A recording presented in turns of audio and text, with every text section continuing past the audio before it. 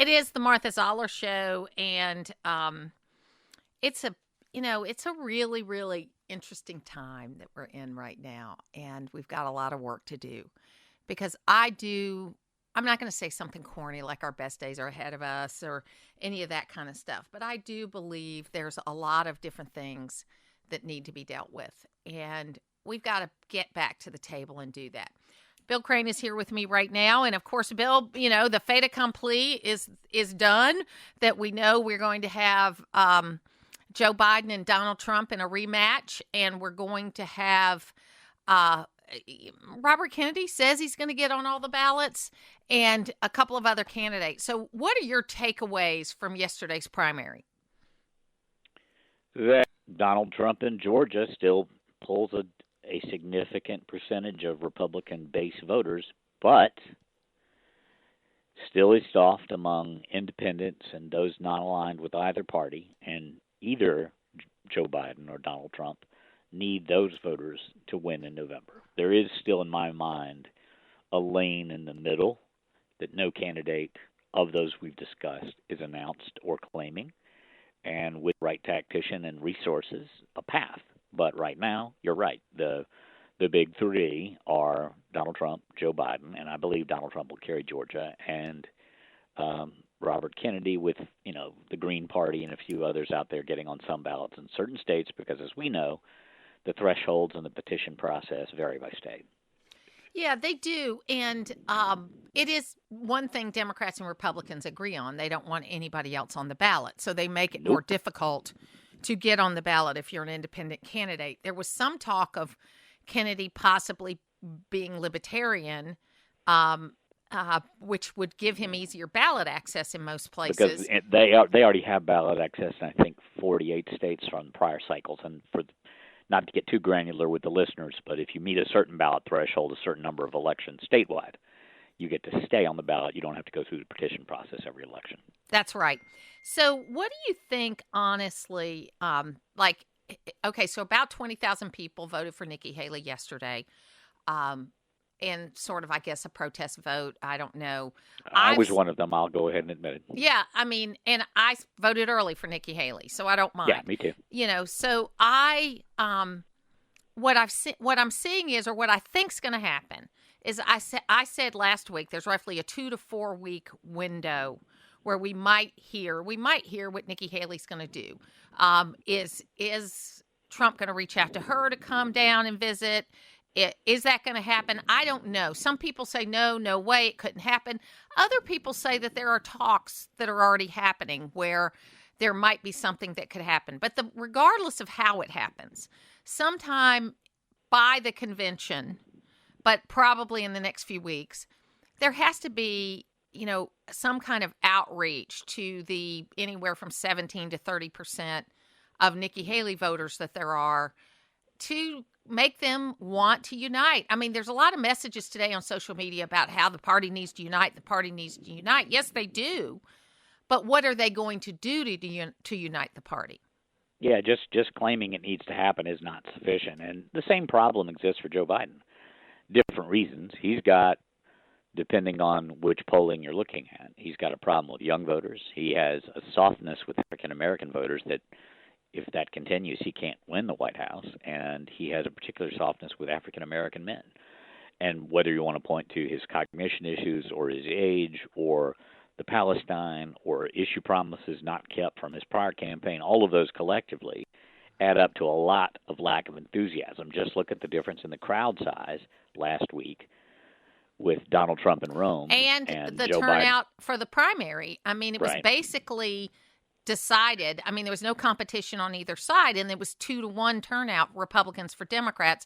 That group that was trying to get people not to vote on the Democrat side, they sent a press release out this morning that said they were only 15,000, that 15,000 people pulled ballots and didn't vote for president. So it's not a huge number. So there is a real enthusiasm gap on the Democrat side. And when that's happened in Georgia, if you look backwards at prior cycles, when the GOP or the Democratic Party has been that dominant in the number of ballots pulled, because there wasn't really any question yesterday. There were almost 500,000 early votes cast, but there wasn't really any question yesterday of who was going to win by plurality or majority, either of those two primaries.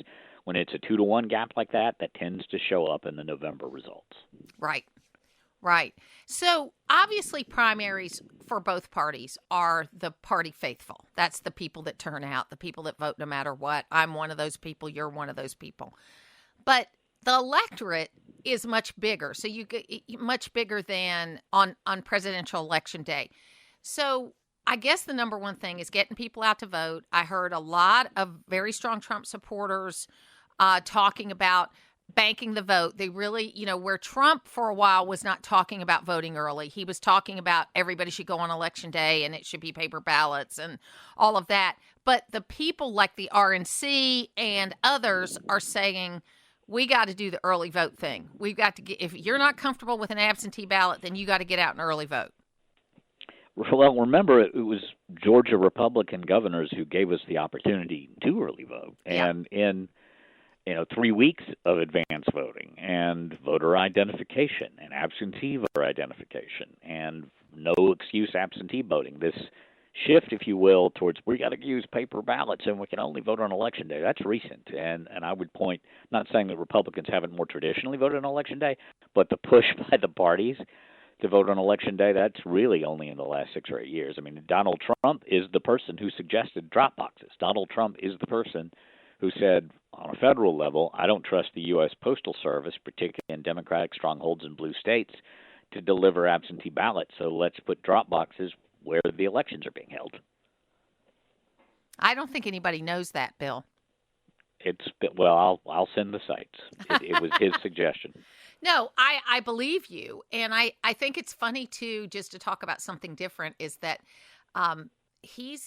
sometimes he mentions Operation Warp Speed, which I think is one of his great accomplishments, whether you like the vaccine or not. I love the vaccine. I haven't had COVID again, and I'll just say again, he selectively chooses which parts of his own past he'll acknowledge. It's just, and we wouldn't have the vaccines today if they hadn't put in the money and the White House hadn't pushed for the grants to the pharmaceutical companies that were global, but we were the biggest funder, to get the vaccines as quickly as we did using existing research that had already been done by the National Institutes of Health and the CDC.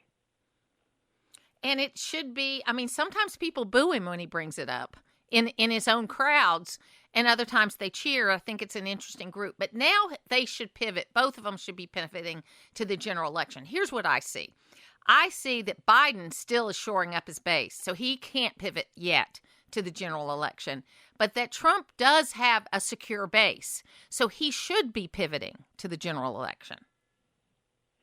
And both of them need to understand the issue. Instead of, for example, my column this week posted on accesswdun.com talking about, as the president often does, the last contest was stolen from him, and continuing to attack Dominion voting systems, et cetera, and the current president saying that democracy is at risk. Whichever of these two men win, and we'll assume one of them will, we will still have a democracy. We will still have a U.S. Constitution, and life will go on. And I'll just point to here in Georgia, Brian Kemp and Brad Raffensperger as two examples of that. They upheld the state's constitution and law and did what they could legally, and they will do so again. Well, I tell you, one of my pet issues is the budget. And yesterday, the president, or day before yesterday, he put out his $7.3 trillion budget, which had something for everybody. But what I think is most notable is that he figured, okay, well, I'm just going to keep spending at COVID levels, is what he's saying. So I did a little digging. In 2019, we spent $4.4 trillion, which was a $900 billion deficit, okay? If you assume inflation, then we should be at a $5.2 trillion budget. And the president wants $7.3 trillion. Now, Democratic operatives I've talked to said nobody expects him to get it. If he gets 10% of what he's asked for, he'll be happy. But it just is ridiculous to me that you would intentionally propose a budget that is $2 trillion over what we are projected to bring in. We are continuing on a path that's not only non-sustainable, but that the interest on the national debt is almost equivalent to the GDP. And people don't like to hear me say this, but when people cheer when a baseball park or a sidewalk or a local library is funded with federal dollars, that should not happen. If the community wants a baseball field, if the community wants a sidewalk, if the community wants, name the initiative, it should be funded either locally or by the state. The federal government should not be the funder of first resort that continually just steps in and cuts a check that our children, grandchildren, and great-grandchildren may never be able to honor. Well, and the dirty little secret is that even though there are a lot of Republican governors out there who, and all governors, do a great job balancing their budgets, the fact of the matter is, in most states, Georgia included, their budget, which is going to be, in the 30s this year, $30 billion, there's about that much in federal money coming in, too, for things. So the dirty little secret is that these governors really don't want the federal government to get in their fiscal house in order. Because if they do, there'll be less money coming to the states. No, starting with Medicaid expansion. Yep. That was supposed to fade away and be funded by the states at year 10. We're now at year 14. Yep. There hasn't been any talk about it rolling back. Nothing ever goes away from the federal government. That's why I supported Johnny Isaacsen's biennial budget bill, because it was modeled after what they do in Texas, that you pass a 2-year budget, and then in the off years you do oversight. You look for overlap. You look for, all this kind of stuff. And it made perfect sense, but it would shine too much of a light. They don't want to be efficient. And that includes both presidential candidates. Neither one of them talk about budget controls. And, we're going to have to do it eventually. Bill Crane, thank you so much for being with me today.